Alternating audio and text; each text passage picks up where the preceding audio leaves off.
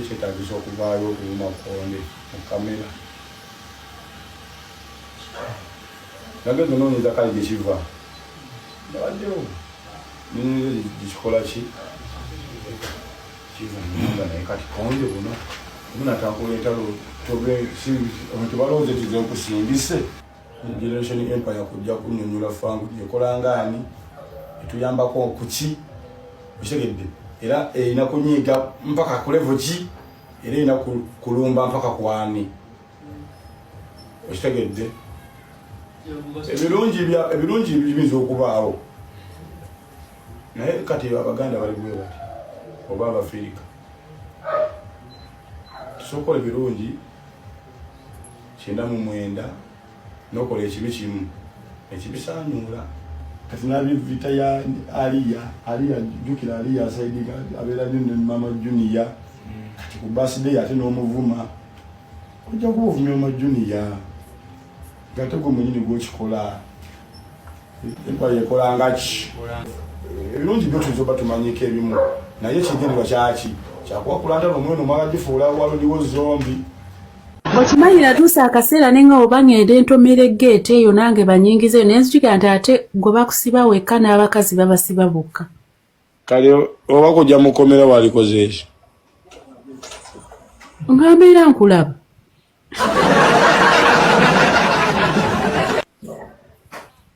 ngoloza nandikoze ekyo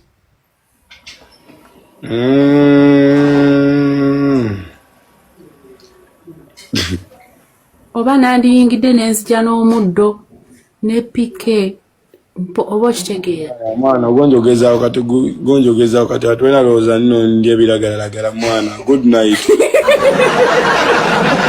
olutalo lwa generation wamu ne alien skin lugenda kukomawa oba ki ekyaluletedde okubeera nga lwawukana bantu bangi mubadde mukimanyi namu lwatu nti ono generation mukazi wa alien skin however okusinza ku social media kyandibira kituufu mu reality tetumanyi oba ddala beekwasaganya nga omwami n'omukyala oba boyfriend ne girlfriend naye nga ku social media abantu bangi bakimanyi bulungi nnyo nti generation ono abadde mukyala wa alien skin ki ekyabaleetedde okubeera nga baawukana alien skin okutuuka okubeera nga agoba generation ne generation okuwanda omuliro ye generation ono yaani atadde alien skin ku bunkenke ne Fangun Forest omukyala ono natandika okubeera nga mulaba ng'ali mu program za alien skin mu kubeera nga basiba alien skin mu kkomera tukijjukira bulungi nnyo nti omukyala ono yali musaale nnyo okubeera ng'ayiwawo omubiri ekisookera ddala omukyala ono anamuko kasente so ebintu ebimu ebibadde byetaagisaamu okuteekamu akasente abadde nga abikolera ddala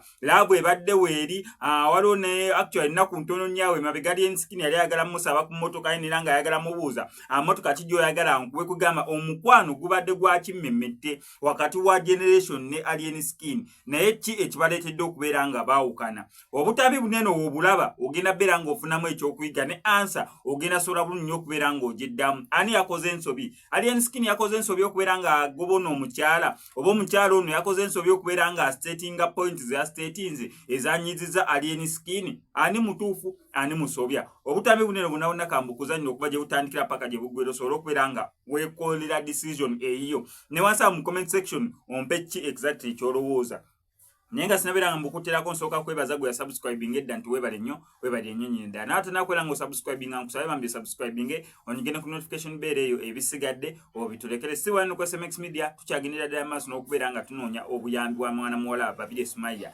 yajja omuliro yeke yasimatuka bazadde be bombi babiri baafiira mu muliro ne batoobe ababiri baafiira mu muliro yeke yasimatuka n'ebiwundu buli nnaku yeetaaga emitwalo ebiri egy'okugula tube gy'asiiga kwagambabwa on top of that bambi twagambye wano ku SMX Media singa sobola okwekwatakwata n'oleetayo ebiri omutwalo 5 omitwalo 6 oba 10 ne twekwata ne sobola okubeera nga tumukubako ettumu nnaku zinene enkulu nga w'omulaba ali mu bulumi bw'amaanyi nnyo ate beera isolated buli kaseera olw'endabika gy'alabika n'amabwa g'alina naye tumukubako ettu bambi ajja fiiringa nti naye ayagalwa naye ng'ekisinga okubeera ekikulu ng'ebyo byonna bivudde awo kumusondera ettu lyawo ly'ennaku enkulu kye tumukola mu zino wiiki twetaaga milioni 2.5 ez'okubeera nga bamukolako sajjale asobole okubeera nga atereramu addeyo okubeera nga asoma ng'abaana abalala. Tweyanze nnyo tweyanzeke omuntu yenna yenna asobola okubeera nga asindikako enamba y'essimu gy'oli mu kulaba ssente tusobole okubeera nga tutaasa mwana muwala n'obulumi bw'alimu. Ensonga za generation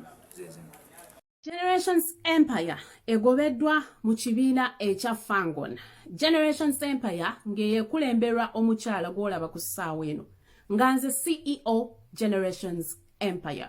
Okuva na leero ekitiibwa kinalinagaana okwambala nkyambadde kubanga from the look of things ebitiibwa tudduka bitugoba. So okuva na leero nze CEO Generations Empire, obutali mu kwekweka, obutali mu kulinda, obutali mu kukola kintu kyonna. Now, menke wange ovudde n'okola live nogaa nti Generations Empire ogigobye ku Fangon. Taata wange omulungi waliwo olunaku lw'ojjukira ndi Generations yankubirako essimu nanga nti abaana bange bali mu kujja baagala ku registering ekibiina. Oyina wojjukira we wateeka stamp ku kibiina kyange ekyo nogaa nti stampinze Generations Empire eri mu Fangon. Bannange tulekerawo okwagala okwewa audacity, okwagala okwewa importance ku buli kimu.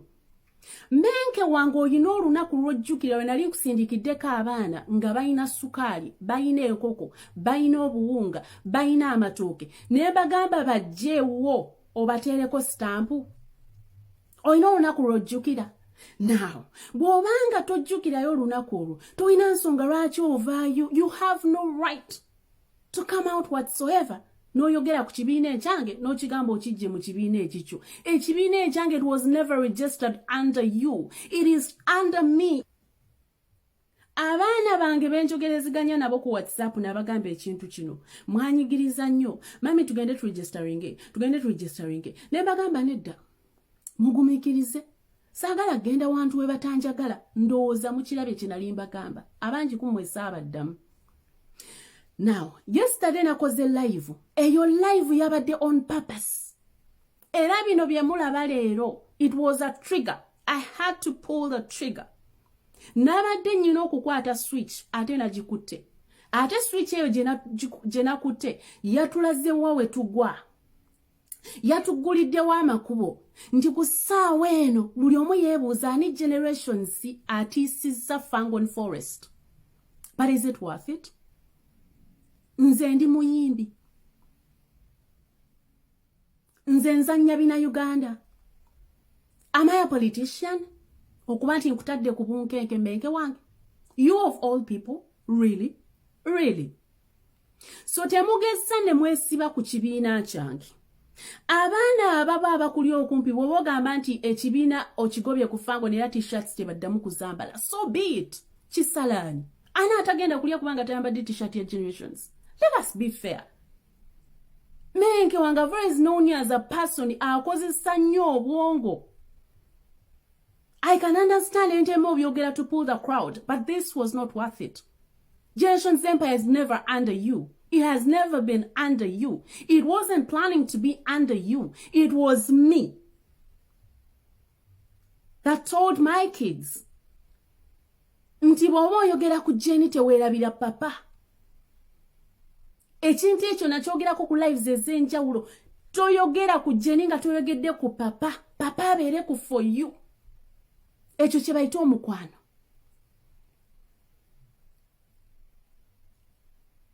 Siina mwana gwe nayita nti jangu nsupporting. Naye abaana abasinga ate baavawo nga bakwagala ne bannegattako nange ne bangattako ate ne nsigala mbatambuliza mu ekyo. Temwerabira papa machas munjagadde nnyo. Abaana ababo be basooka okunzigulako olutalo. Remember. Nenze nakugamba ate nawe oluddo oŋŋamba Jenny naye kiki? Lwaki weeyisanga musajja? Nze siremererwa, sitiisatiisibwa, nze tebansalirawo. Olidde ekintu ekyo. So gwe wenna ali eyo ali mu kusanyuka Melenski n'agobye simanyi Generations Empire ku Fangon yali yabeerayo ddi? Generations Empire register wali muddeko nga tusitula obu nga tutwala ku Fangon? Bear with me. Temuyina magezi once again ngenda kukiddamu. Is that really news? Is that news? Mwe mba mulaba nga kikola kwega kikola amawulire. Nze nannyini Generations Empire nkugambye sigitwalangako ku Fangoni kugiregisteringa. So toyina right evaayo n'okujoogerako obogigatta ku kibiina kyo. Toyina. Oba temumanyi procedure eziraga nti kino ekintu kyange kiri under me, kiri tekiri under me. Abaana bange abalungi. Bwe mwagala okweyubula nga mutuusizza akaseera nga mwagala kuva mu Generations Empire, jangu ngambe nagivuddemu era kati nkoze eyange oba njaga kukola ekyange nga kiri under you nga nkuteeramu stamp. Olwo nja kujja ngambe nti gundi mugobye. Naye nga sijjanga kufuna stamp wo. My brother, calm down. Relax. Bino ebintu byetaaga mu magezi, tebyetaaga excitement nti Jenny yavumya abaana bange nera kamba sanyuse to pull the crowd kangende mbagambe njigobye. I was never under you. I was never under Fangon. I don't know if that makes sense. Part 2 loading. Ngenda kuba nnyonnyola paka mulategeere. Sigadde ndi Jenny temunneesibaako bali. Bwe bantu kutunula era ati mu kituufu yeyi. Actually esiyo bojijja wati n'omusajja wange okufango ninga yenzi. Sinafuna abakyala bana oba batano bamukaaga buli mundu agenda ng'akola empire wange. Twali tugeze kutuuka tugeze kuteekawo best. Wagambye njagala empula. Kuli yagamba nawasaba kabaka ate.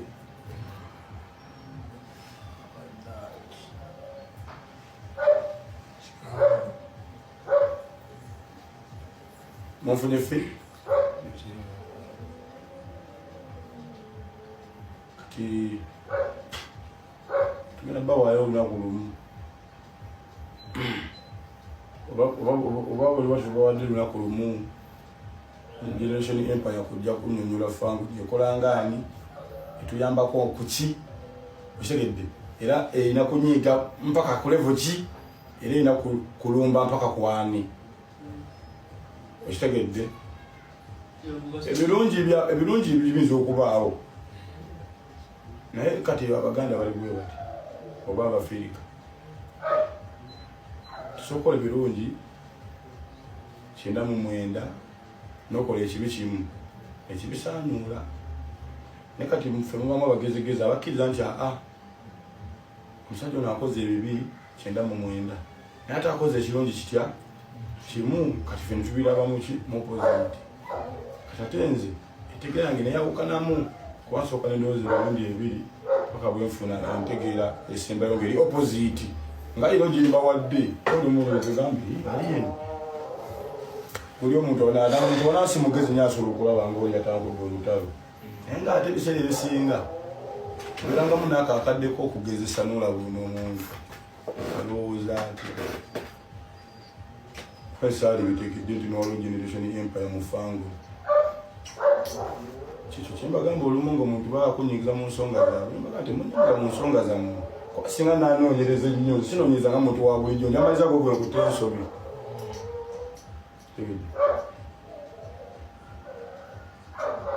Kyamaliza go gwe nkutta ensobi. Birina okubeerawo okweyagala bya bulijjo tweyagalanga tubeekyawa tubeeyagala tubakola ki ensibo tebwetambula. Tebisinga bisinga obeera emirembe mingi obesanyu eringi bamu nakanyumiro kokukaaba amaziga nga mangi.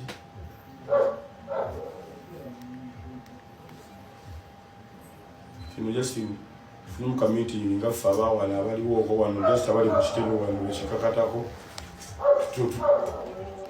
tupulaningire abalala abatali wano nabo bakifumiitirizeemu. Kyogamba singa omwana agenda ne t-shirt ya Fango ku FDC ne basamukawo tamaaga endo ba FDC eba n'ensonga soko onoonyereza ennyo lwaki ozoba waliwo saponsa omulala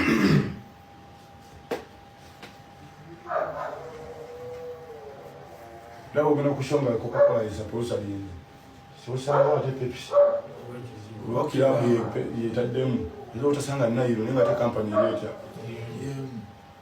tunasanga bufulaga bwa Airtel nga MTN ekibino soko noyeleza nnyo nga jjuwa eno Fango nsaji zimba okulwa abamaalo dinaba amalo twabateekawo akanyomero wali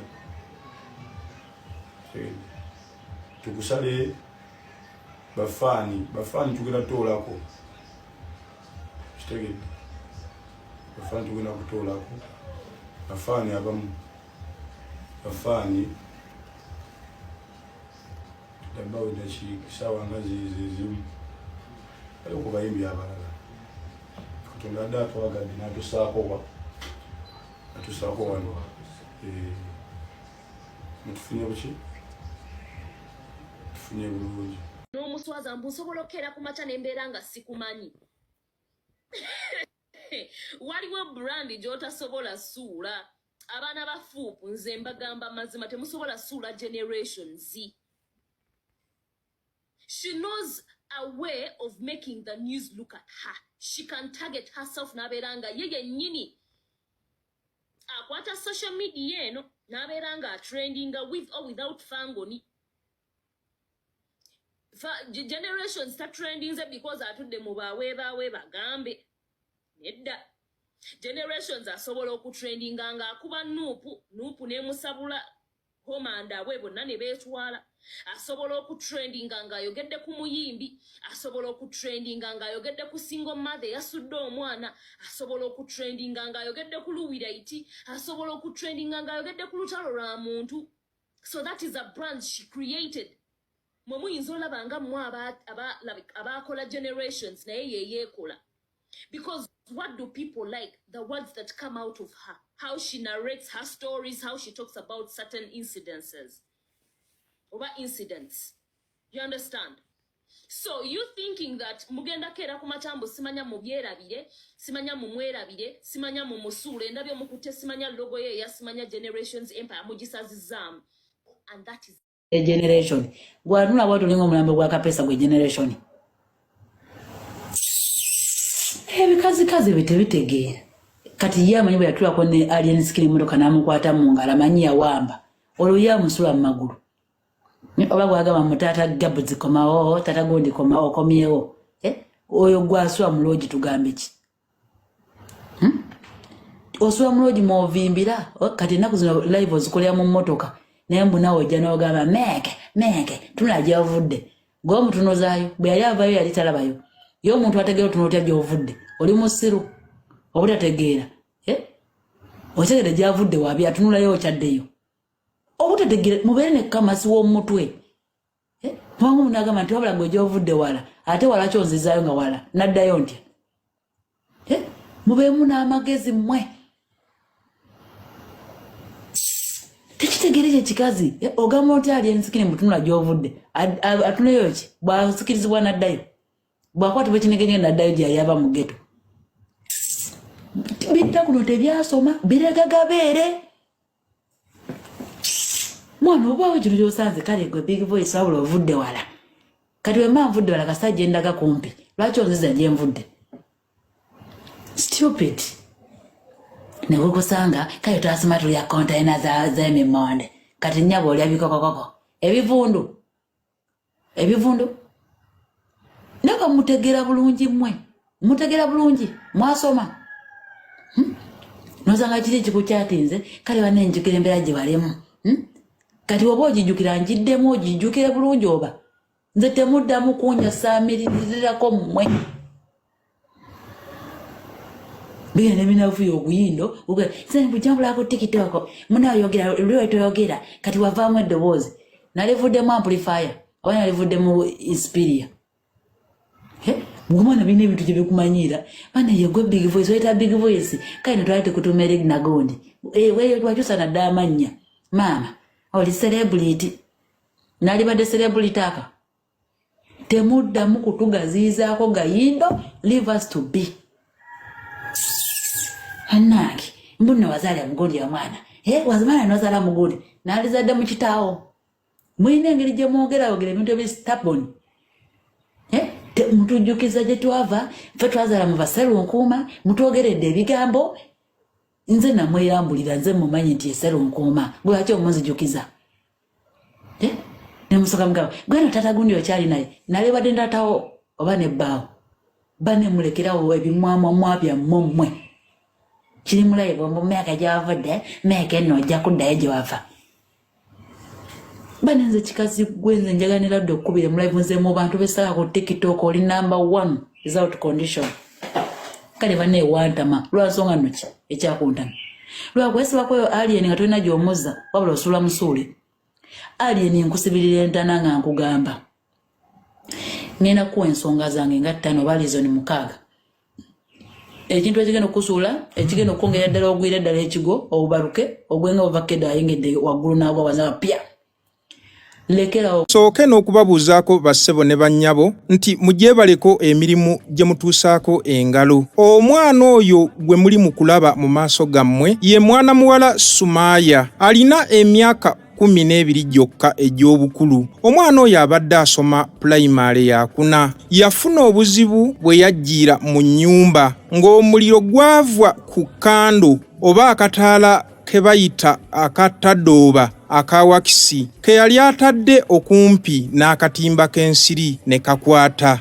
Omwana oyo mwana muto ate wa buwala. Bakadde baffe nsaba nti omwana ono ekizibu ekyamutuukako tukwatire wamu tumuyambe tumutaase mu buzibu bwalimu nga mukadde we bwe yafa tumufuukire bazadde be tumuyambe bambi. Bagamba oyambanga neiba n'akeesa kubanga omuliraano gwokya bbiri wadde tumumanyi n'omuwa ku lwendo lw'amazzi. Bambi n'obuwombeefu obungi nsaba mwenna bantu ba Mukama nga tetusosodde buli alina kyonna Katonda kyamulungamiriza nakyo tuyambe ku mwana muwala ono. Ne bwe kiba kitono bambi muyambe kubanga kamukamu gwe muganda ate agali awamu ge galuma ennyama. Mwana muwala ono asaba nti akasente ke tuli mu kumuyambako bagenda kumutereeza feesi bambi adde asome bamutereeze n'ekifuba kubanga ekifuba kino kyakosebwa nnyo era bagenda muteekako ekiraka kwoteeka n'engalo z'omulaba ezagongobala emikono bagenda mutereeza bamukole plastic surgery feesi ekifuba n'engalo byonna bitereezebwe nga kono kwe kasente mwana muwala kanoonya mu bantu. Bakadde baffe tubeebaza buli ali mu kuyamba mwana muwala ono buli alina unit gy'ali mu kumuyamba. Mukama akuddizeewo wojje.